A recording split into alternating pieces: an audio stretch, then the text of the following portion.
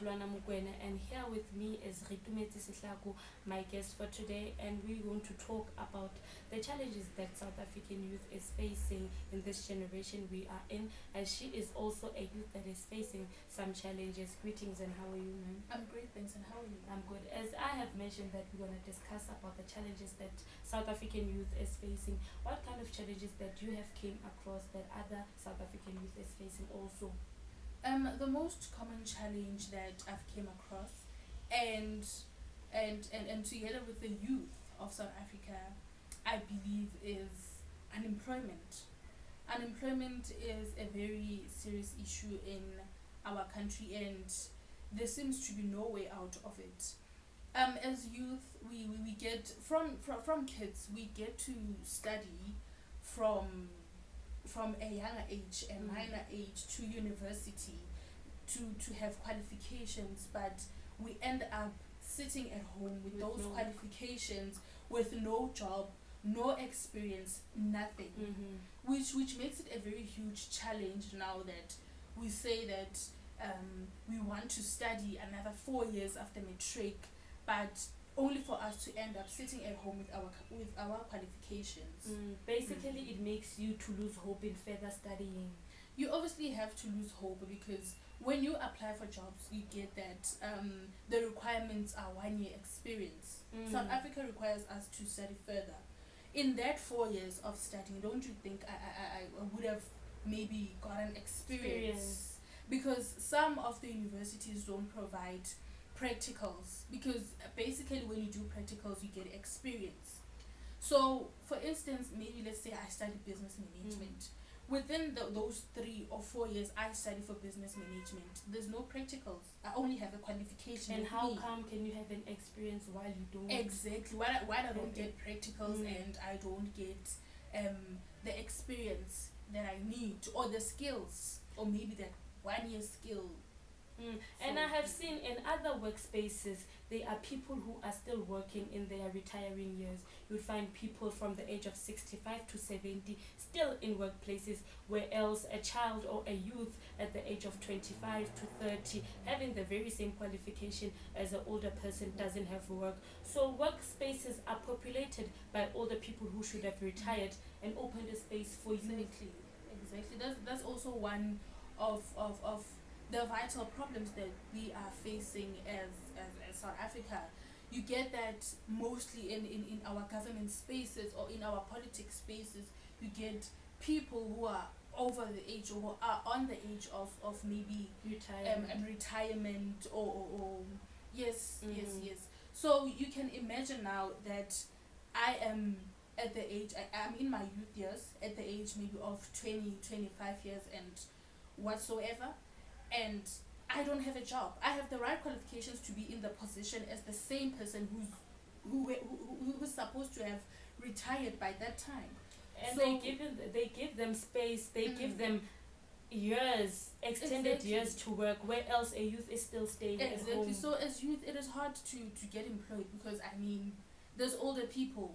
What kind of impact does it do to you mentally, or At this point, I feel like we don't even have to think about it at all, because that's just how it is. That's how South African government is. You find a 60-year-old, 65-year-old in a position where a 25-year-old can even do something better with the same qualification. What is a 65-year-old doing while they have to be at home in retirement? and open space for a Exactly. youth? For And that's youth. one of the biggest challenges that happens, because we also see the streets are populated by unemployed youth trying to hustle.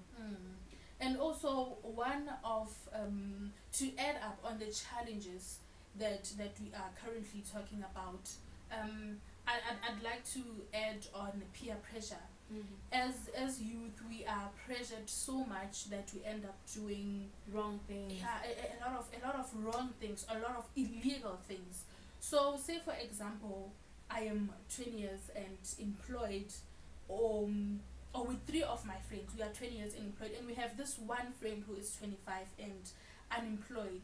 Automatically that leads to that certain friend who's unemployed being pressured by us, and being pressured by the youth around her, that I am 25 and I am not working, so let me rather do something. And you get that they end up doing the illegal stuff, selling drugs to the youth. And actually selling drugs or doing that illegal stuff to do a positive things for yourself, it also affects the very Exactly. same youth. It affects the very same, because we get our brothers, our sisters on the streets because of this drug. As she touched on that, we can see the statistics of suicide, drug users, drug abuse keeps on rising each and every year, and mostly it's youth. The streets are populated by drug users. If only you could follow up the story, it's all unemployment, it's all peer pressure that makes them end there up there. It's true. It's true. These are the challenges we are mostly facing, and with the last challenge that I can add on is social media influence. Social media influence has us at our necks. Social media influence is doing the things right now because It's a very negative influence. yeah, somehow it has a very negative influence, because I, as a person, I can see someone living their best life, buying all those luxurious stuff, living a very soft luxurious life, and think I also want that life for myself. But in reality, we don't even know what happened or what did that person do to achieve whatever they are living on social media. Social media is a very very negative platform, because of, as youth is facing unemployment, how come can you want someone's life while you're still fighting unemployment? Exactly, and you get that there's this one certain person, or let me make an example of myself as a person who's also on social media. I see a person living a luxurious life, and all of a sudden, obviously, as I've mentioned, I want to live that life. You get that I'm going to pressure myself, which is part of the challenges that I've mentioned. I'm going to pressure myself into having that life, but I don't even know how that person got that life. And also, in reality, you get that people are living a fake life on social media just to impress their fans, their followers, and to get maybe a huge or a bigger following.